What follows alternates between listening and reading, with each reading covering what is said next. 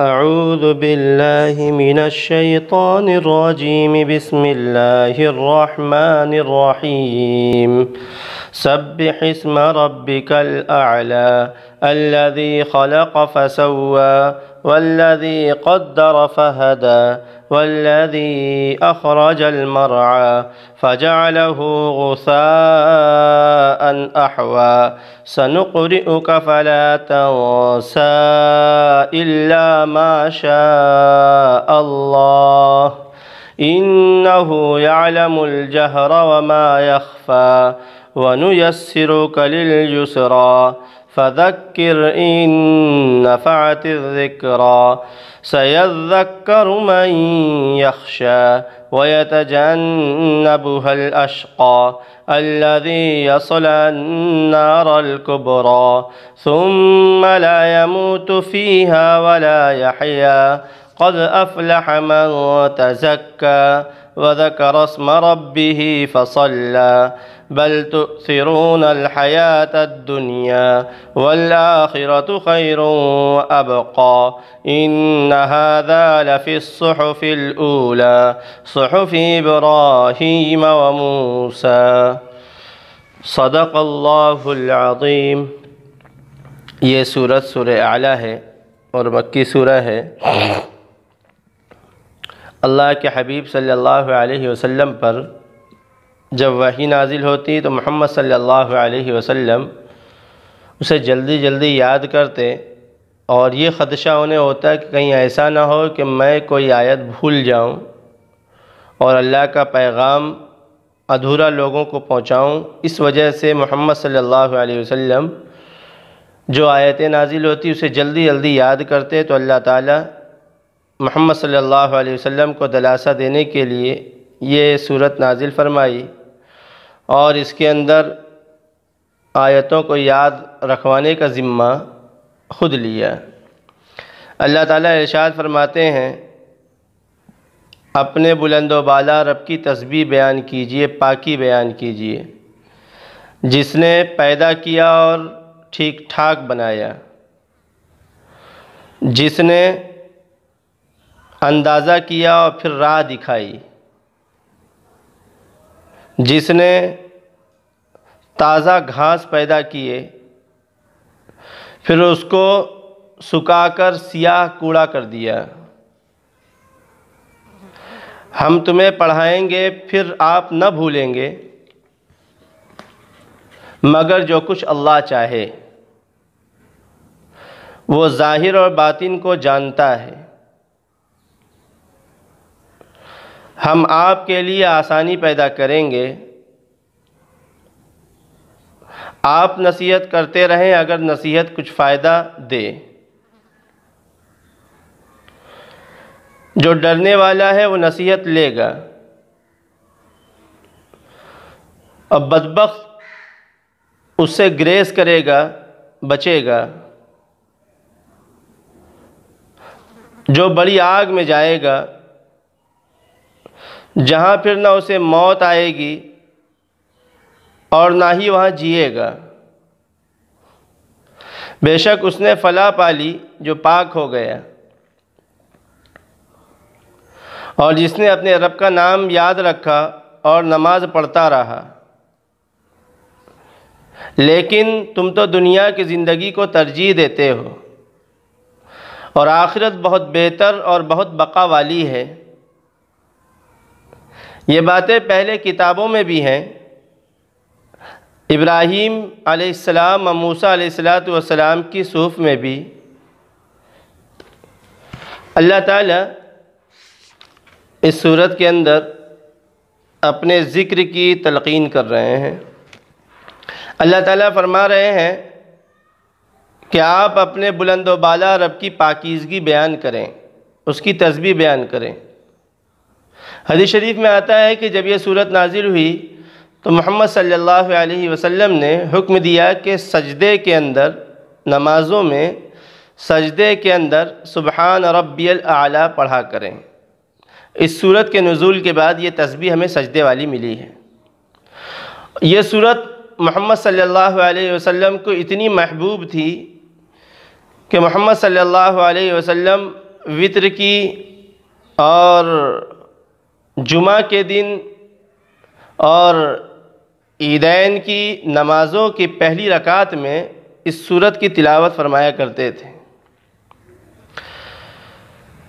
اللہ تعالیٰ بیان کر رہے ہیں کہ اپنے بلند و بالا رب کی تسبیح بیان کریں۔ اس میں دلیل بھی اللہ تعالیٰ نے دیے ہیں کہ کیوں تسبیح بیان کرنی ہے، کیونکہ وہ رب ہے، ربک الاعلی، کیونکہ وہ رب ہے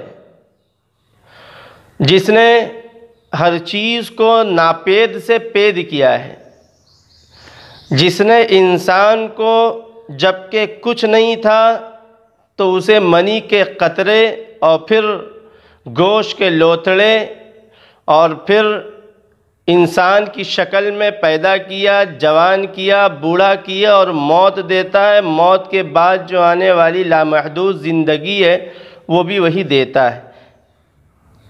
اس کی تسبیح بیان کیجئے کیونکہ وہ رب ہے اور بلند و بالا ہے، اس سے زیادہ عظمت والا کوئی نہیں ہے، جس نے کہ پیدا بھی کیا ہے اور خالی انسان کو نہیں، ہر چیز کو پیدا کیا اور ہر چیز کو ٹھیک ٹھاک پیدا کیا ہے۔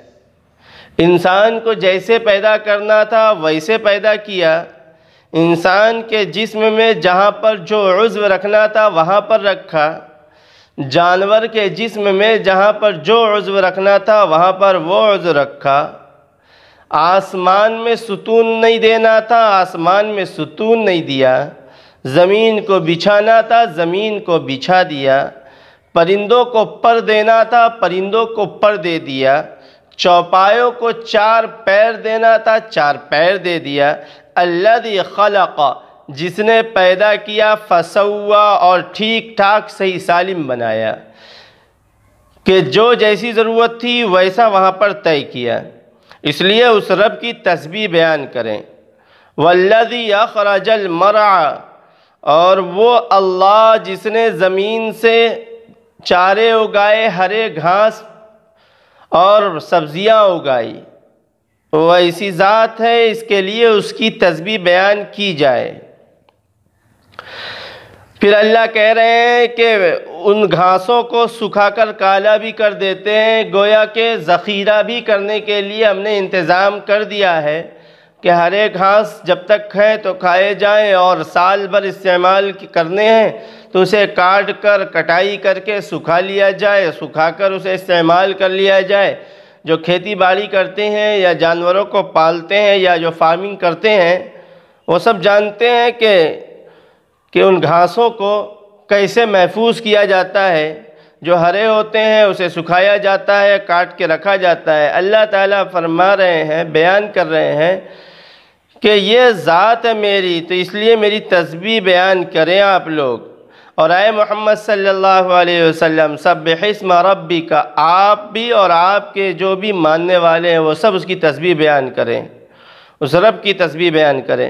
علماء نے لکھا ہے اس جگہ پر، اسم سے مراد اللہ تعالیٰ کے سبح اسم میں جو اسم ہے، اسے یہ سمجھا ہے کہ اللہ تعالیٰ کو انہی ناموں سے یاد کیا جائے جو اللہ تعالیٰ نے اپنے لیے طے کیے ہیں۔ جو اللہ کے صفاتی نام ہیں انہی صفاتی نام سے اللہ کو یاد کیا جائے، دنیا والوں کے بنائے ہوئے ناموں کو استعمال نہ کیا جائے، بلکہ اللہ تعالیٰ نے جو اپنے لیے صفاتی نام طے کیے ہیں اسی کو استعمال کیا جائے اور اسی کے ذریعے اللہ کی تسبیح بیان کی جائے۔ اور اسی طریقے سے یہ بھی علماء نے یہاں سے مسئلہ نکالا ہے کہ اللہ کے جو صفاتی نام ہے اس نام سے کسی اور کو نہ پکارا جائے۔ آج اس میں بڑی کوتاہی برتی جاتی ہے کہ اللہ کے صفاتی نام تو رکھ دیے جاتے ہیں لیکن اس کے ساتھ جب پکارا جاتا ہے تو عبد نہیں لگایا جاتا ہے۔ جیسے کہ الرحمن یہ اللہ تعالیٰ کے صفاتی نام ہے، کسی آدمی کا نام رکھنا اسی وقت جائز ہے کہ جب اس سے پہلے لفظ عبد بڑھا دیا جائے۔ ایک انسان کے لیے صرف رحمان نام رکھنا درست نہیں ہے، بلکہ اس سے پہلے عبد الرحمن لفظ عبد کو بڑھانا ہوگا۔ رحیم اللہ کی صفت ہے، کسی انسان کے لیے صرف رحیم نام رکھ لینا درست نہیں ہے، اس سے پہلے عبد لگانا ہوگا، یعنی عبد الرحیم کہہ کے اسے پکارنا ہوگا۔ اور جو کسی اللہ کے صفاتی نام کو کسی اور شخص پر جوڑتا ہے اور بغیر عبد کے ساتھ پکارتا ہے تو وہ بھی گنہگار ہوتا ہے، سننے والا بھی گنہگار ہوتا ہے۔ تو اللہ کے جو بھی صفاتی نام رکھے جاتے ہیں اس سے پہلے لفظ عبد لگا لینا ضروری ہے۔ اللہ تعالیٰ ارشاد فرما رہے ہیں اپنے حبیب سے کہ اے میرے حبیب آپ نہ گھبرائیے، ہم آپ کو یاد کرانے کا ذمہ لیتے ہیں کہ قرآن اسے ہم یاد کرائیں گے، آپ اسے نہیں بھولیں گے۔ سَنُقْرِئُكَ فَلَا تَنْسَى، ہم آپ کو یاد کرائیں گے اور آپ نہیں بھولیں گے۔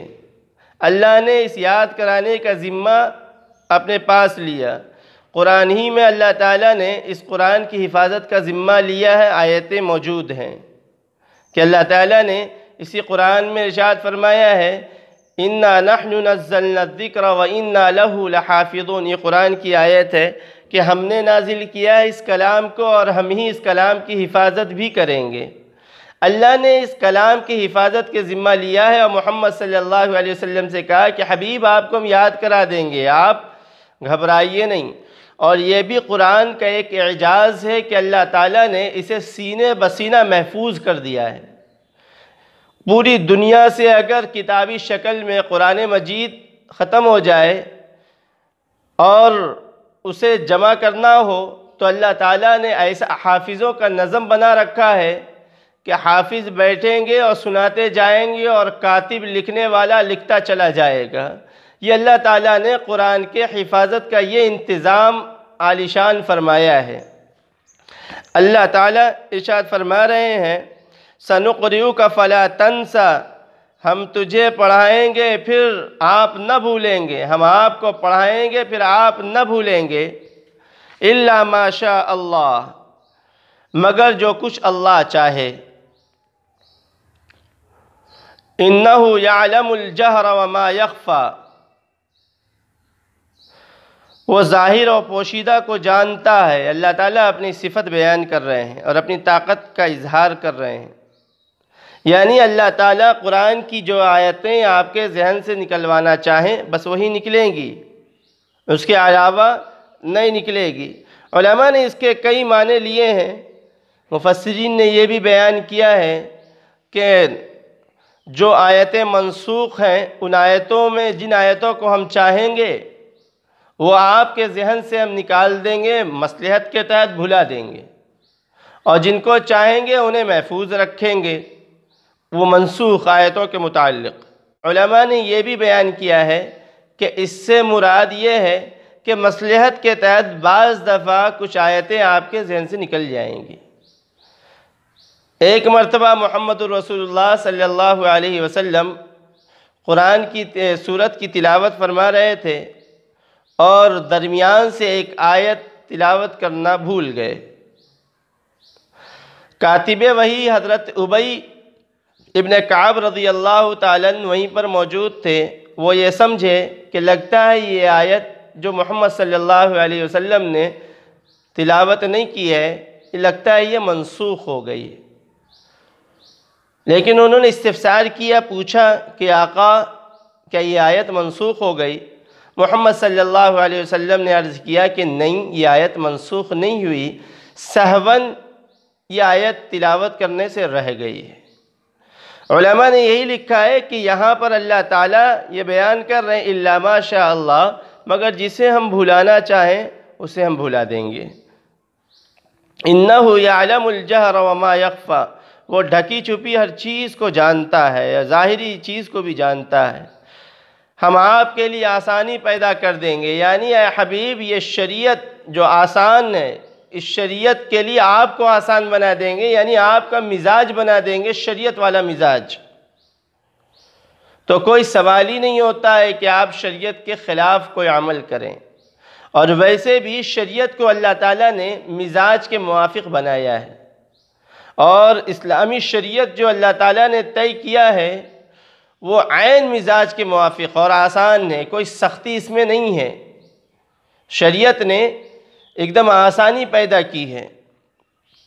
دوسرے مذاہب پر جب نظر کرتے ہیں تو احساس ہوتا ہے، اور یہ بات روز روشن کی طرح عیاں ہو جاتی ہے، کہ ان کے پاس تو بڑے سخت اور عجیب و غریب اور شاق گزرنے والے فیصلے ہیں، اور ان کے پاس عبادتیں ہیں۔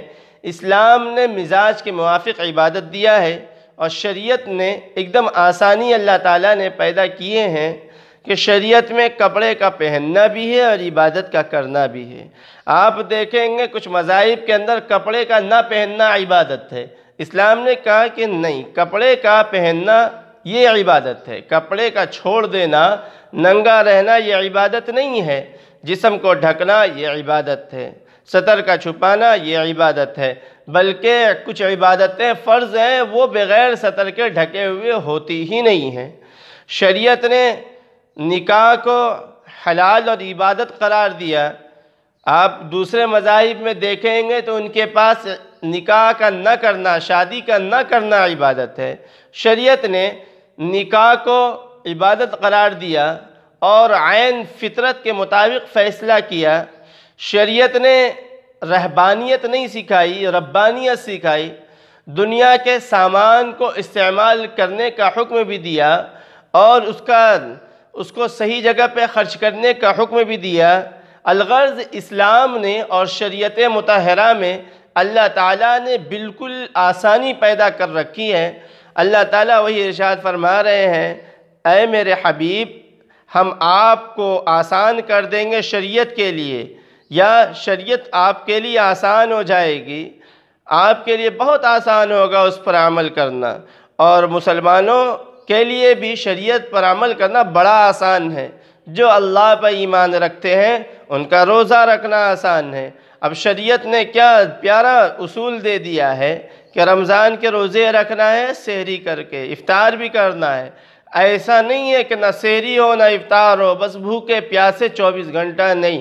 مزاج کے موافق اللہ تعالیٰ نے فیصلے کیے ہیں۔ آگے اللہ تعالیٰ ارشاد فرما رہے ہیں، فَذَكِّرْ إِن نَّفَعَتِ الذِّكْرَىٰ، کہ اگر آپ کو ایسا محسوس ہو کہ نصیحت کرنے سے نفع ہوگا تو آپ نصیحت کیجئے۔ نصیحت کرنے کی اجازت اور حکم بھی ملا ہے، اور یہی حکم ہمارے اور آپ کے لیے بھی ہے کہ اپنے رشتہ داروں، اپنے قرب و جوار کے لوگوں کو نصیحت کیا کریں، اللہ کے تعلیمات سے آگاہ کیا کریں کہ اللہ کی تعلیم یہ ہے، اور اللہ کی طرف بلایا کریں۔ آگے اللہ تعالیٰ ارشاد فرما رہے ہیں کہ جو اللہ سے ڈرنے والا ہے وہی نصیحت حاصل کرے گا، جو اللہ سے ڈرنے والا نہیں ہے وہ نصیحت کا اس پر کوئی اثر نہیں ہونے والا ہے۔ تو جن کے دل اللہ کے احکامات کو قبول کرتے ہیں، گویا کہ ان کے دل اللہ سے ڈرنے والے ہیں، وہ اللہ سے قریب ہیں۔ آگے اللہ ارشاد فرماتے ہیں کہ بدبخت لوگ جو ہوتے ہیں وہ تو دور بھاگتے ہیں نصیحت سے، اور وہ نصیحت قبول نہیں کرتے ہیں۔ وَيَتَجَنَّبُهَا الْأَشْقَى، بدبخت اس سے گریز کرے گا، اس سے دور بھاگے گا۔ اللہ آگے ارشاد فرما رہے ہیں کہ ایسے بدبخت جو نصیحت قبول نہیں کریں گے تو وہ سب جہنم میں ڈھکیل دیے جائیں گے، جو بڑی آگ والی جگہ ہے، جو بڑی آگ والی جگہ ہے، بڑی آگ لگی ہوئی ہے، وہاں ڈھکیل دیے جائیں گے۔ پھر وہ جہنم ایسی ہے کہ لا يموت فیہا ولا یحیا، کہ نہ وہاں پر موت آئے گی نہ وہاں پہ زندگی ہوگی۔ یہ اللہ تعالیٰ بیان کر رہے ہیں کہ ایسا سخت عذاب ہوگا کہ انسان موت کا مطالبہ کرے گا تو موت بھی نصیب نہیں ہوگی، اور زندہ بھی رہے گا تو ادھمرا زندہ رہے گا۔ اللہ تعالیٰ سختی بیان کر رہے ہیں کہ وہاں نہ موت ملے گی، یعنی انسان موت چاہے گا تو موت نہیں ملنے والی، اپنی زندگی کو ختم کرنا چاہے گا کہ جہنم میں میری زندگی ختم ہو جائے، تو نہ اس کی موت آنے والی ہے، نہ اسے وہاں پہ زندگی ملنے والی ہے۔ وَلَا يَحْيَا، نہ وہاں پر جی پائے گا نہ وہاں پہ مر پائے گا، گلے کی ہڈی بن جائے گی، نہ وہ اگل پائے گا نہ نگل پائے گا۔ یہ عام محاورہ ہے، مشہور ہے کہ گلے کی ہڈی نہ اگلنے بن رہا ہے نہ نگلنے بن رہا ہے۔ تو جہنم کی ہولناکی ایسی خطرناک ہے، جو اس میں جائیں گے شقی لوگ، خدا کے نافرمان، تو وہ نہ اگل پائیں گے نہ نگل پائیں گے۔ وَيَتَجَنَّبُهَا الْأَشْقَى، وَيَتَجَنَّبُهَا الْأَشْقَى، کہ بدبخت نصیحت سے گریز کرتے ہیں تو یہی بدبخت لوگ ایسی جہنم میں جائیں گے جہاں نہ موت آئے گی نہ حیات ملے گی۔ اللہ ارشاد فرما رہے قد افلح من تزکا، بے شک اس نے فلاح پالی جو پاکی اختیار کرے گا یا جو پاک ہو گیا۔ اسی سے ہے زکوٰۃ۔ زکوٰۃ اسی لیے کہتے ہیں کہ وہ مال کو پاک کرتا ہے، کہ مال 7.5 تولہ سونا، 52.5 تولہ چاندی، یہ سونے اور چاندی کی جو ایک میزان طے کی گئی ہے کہ سونا 7.5 تولہ ہو یا چاندی 52.5 تولہ ہو، یہ سونے اور چاندی کا نصاب ہے، اور حولان حول ہو جائے تو اس پر زکوٰۃ دینا ضروری ہو جاتا ہے، اور زکوٰۃ نہیں دے رہا ہے تو گویا کہ وہ اپنے سونے چاندی کو گندہ کیے رکھا ہے۔ یا اسی طریقے سے تجارت کا مال ہے، یا اسی طریقے سے اس کے پاس ایسی پراپرٹی ہے جو استعمال کے سے زائد ہے، یا اور بھی جو چیزیں ہیں، اتنی ملکیت اس کے پاس ہے جس پر زکوٰۃ واجب ہوتی ہے، سال ہو گیا ہے اب وہ اس کا زکوٰۃ ادا نہیں کر رہا ہے تو اپنے پورے مال کو ناپاک کیا ہوا ہے، اور اس میں جو شریعت نے 2.5% طے کیا ہے حولان حول ہونے کے بعد، تو وہ 2.5% نکالتا ہے تو وہ مال پاک ہو جاتا ہے۔ یہاں پر اللہ تعالیٰ جب بیان فرما رہے ہیں کہ قد افلح من تزکا، کہ فلاح تو وہی پائیں گے جو پاک ہو گئے ہیں۔ اب یہ پاکی سے مراد ظاہری پاکی بھی ہے، باطنی پاکی بھی ہے۔ کہ ظاہری پاکی کون سی پاکی؟ جیسے کہ پیشاب پاخانہ اور حدث لگا ہو کہیں پر، اور ایسی ناپاکی جو حکمی ہو اور ایسی ناپاکی جو حقیقی ہو، وہ ساری ناپاکی سے بھی پاک ہو۔ اور باطنی ناپاکی سے پاک ہونے کا مطلب یہ ہے کہ اندر اللہ کی وحدانیت ہو، دل اللہ کی وحدانیت سے معمور ہو۔ اگر اللہ کی کبریائی اور اللہ پر ایمان لانا دل میں نہیں موجزن ہوا ہے تو دل بھی ناپاک ہے۔ اور اسی طریقے سے کسی کے دل میں کینہ ہے، بغض ہے، یہ سب ناپاکیاں ہیں، یہ سب دل کے حدث ہیں، کہ یہ سارے قسم کے ان تمام ناپاکی سے جو انسان اپنے آپ کو پاک کرے گا وہی کامیاب ہوگا۔ کہ ظاہری پاکی ہو، زبان کی بھی پاکی ہو، آنکھ کی بھی پاکی ہو، ناک کی بھی پاکی ہو، سارے جسم کی پاکی ہو۔ قد افلح من تزکا، کہ ظاہری پاکی، باطنی پاکی، سارے قسم کی جو پاکی رکھنے والا ہوگا وہی کامیاب ہوگا۔ اللہ تعالی ہم سب کے ظاہر اور باطن دونوں کو پاک فرمائے۔ اللہ تعالیٰ ارشاد فرما رہے ہیں بل تؤثرون الحیات الدنیا، کہ یہ لوگ تو دنیا کی زندگی کو ترجیح دیتے ہیں، یعنی کہ جو اللہ کی باتوں کو نہیں مانتے ہیں، نافرمانی اختیار کرتے ہیں، وہ لوگ تو دنیا کی زندگی کو ترجیح دیے ہوئے ہیں کہ دنیا ہی انہیں سب سمجھ میں آ رہی ہے، جس کی وجہ سے وہ نہ ظاہری پاکی اختیار کرتے ہیں نہ باطنی پاکی اختیار کرتے ہیں، اور جس کی وجہ سے نہ وہ اللہ کی تسبیح اور حمد بیان کرتے ہیں، نہ اللہ کی کبریائی بیان کرتے ہیں، اور نہ ہی شریعت پہ عمل کرتے ہیں جو کہ آسان ہے، اور نہ ہی قرآن کو یاد کرتے ہیں، نہ ہی قرآن پر عمل کرتے ہیں۔ بل تؤثرون الحیات الدنیا، لیکن دنیا کی زندگی کو ترجیح دیتے ہیں، دنیا کی زندگی کو ترجیح دیتے ہیں، اس لیے ساری چیزوں کو چھوڑ رکھا ہے۔ آگے اللہ ارشاد فرماتے ہیں لیکن بہتر اور باقی رہنے والی جو زندگی ہے وہ تو آخرت والی زندگی ہے۔ دنیا کی زندگی کو بقا نہیں ہے، یہ ختم ہونے والی ہے۔ دنیا کا کوئی شخص اس بات کا انکار نہیں کر سکتا ہے کہ اسے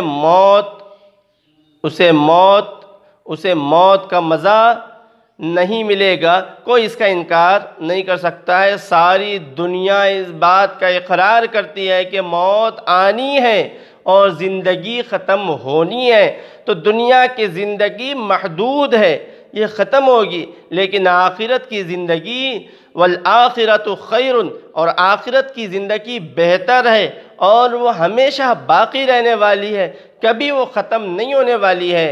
تو اگر نصیحت کو قبول کیا تب تو جنت اور وارے نیارے اور رضا اللہ کی، اور اگر نہیں قبول کیا اور شقیوں میں اپنے آپ کو بنا لیا تب تو اس کی تباہی ہے۔ پھر اللہ تعالیٰ ارشاد فرما رہے ہیں یہ ساری باتیں ان هذا لفی الصحف الاولی، یہ ساری باتیں جو سمجھائی جا رہی ہیں یہ پہلے والے صحیفوں میں بھی تھیں۔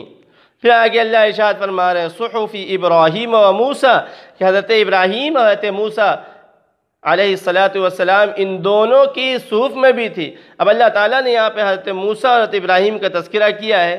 ابراہیم علیہ الصلاۃ والسلام کو کفار مکہ اپنے جد امجد مانتے تھے اور کہتے تھے کہ ہم ملت ابراہیمی پر ہیں اور حضرت ابراہیم ہم میں سے ہیں، تو اللہ تعالیٰ ان کو بھی مخاطب ہیں، اور موسیٰ اور جو حضرت موسیٰ علیہ الصلاۃ والسلام کو مانتے تھے یہود و نصارہ، ان سے بھی مخاطب ہے کہ جو قرآن میں اللہ بتلا رہے ہیں محمد رسول اللہ صلی اللہ علیہ وسلم کی زبانی، اسی طرح کی باتیں حضرت ابراہیم نے بھی بتلائی ہیں، حضرت موسیٰ نے بھی بتلائی ہیں۔ جب ان دونوں نبیوں نے بتلائی ہیں، تم ان دونوں نبیوں کو بھی مانتے ہو، تو محمد رسول اللہ صلی اللہ علیہ وسلم کو کیوں نہیں مانتے ہو؟ ان کی تعلیمات پر عمل کیوں نہیں کرتے ہو؟ اللہ تعالی ہم سب کو قرآن کی صحیح فہم، صحیح سمجھ نصیب فرمائے۔ جو اللہ تعالیٰ نے یہاں پہ ایک بات کہی ہے کہ سَنُقْرِئُكَ فَلَا تَنْسَى، علماء نے اس کی تفسیر میں ایک بات اور ضمناً لکھی ہے۔ وہ بات یہ لکھی ہے کہ جو شخص قرآن کو یاد کر کے بھلا دے گا، جو قرآن کو یاد کر کے بھلا دے گا، کل قیامت کے دن وہ اللہ کے سامنے کوڑھی بن کر اٹھایا جائے گا۔ تو جن لوگوں نے قرآن کی جتنی آیتیں یاد کی ہوں، ان آیتوں کو یاد رکھیں، اور یہ بڑی خوش قسمتی کی بات ہے کہ ہم کو قرآن مجید کی آیتیں یاد ہو رہی ہیں۔ یہ اللہ کا ایک بہت بڑا انعام ہے۔ جو حافظ ہیں وہ تو ماشاءاللہ یاد کرتے رہتے ہیں اور انہیں یاد بھی رہتا ہے، لیکن عوام جو ہے اکثر وہ بھول جاتی ہے۔ تو قرآن ہمیشہ پڑھنے کا معمول رکھیں گے تو انشاءاللہ ان آیتوں کو، ان صورتوں کو نہیں بھولیں گے، اور یہ سب ہمارے لیے آخرت میں زاد ہوگا اور آخرت میں ہمارے لیے توشہ ہونے والا ہے۔ اس لیے جو قرآن مجید کی آپ نے آیتیں یاد کر رکھی ہیں بچپنے میں یا جوانی میں، ان آیتوں کو اور یاد کریں، پڑھتے رہا کریں، اور جو آیتیں یاد نہیں ہیں ان کو یاد کرنے کی کوشش کریں۔ اللہ کے حبیب نے فرمایا کہ جنت حافظ سے کہا جائے گا کہ آیت پڑھتا جا اور جنت کے درجوں پر چڑھتا جا۔ یہ کتنی بڑی فضیلت ہے۔ بڑے خوش قسمت ہے وہ لوگ جو خود بھی حافظ ہیں اور ان کے گھر میں ان کی اولاد بھی حافظ ہے۔ اللہ تعالی ہم سب کو اس قرآن کی صحیح طور پر عظمت کے ساتھ تلاوت کرنے والا بنائے اور اس کی تعلیمات پر عمل کرنے والا بنائے۔ اس دنیا میں جو وبا پھیلی ہوئی ہے کرونا وائرس، اس کے لیے دعا کریں کہ اللہ تعالیٰ اس وبا کو تو دور فرما دے اور ساری انسانیت کی حفاظت فرما۔ وما علینا الا البلاغ۔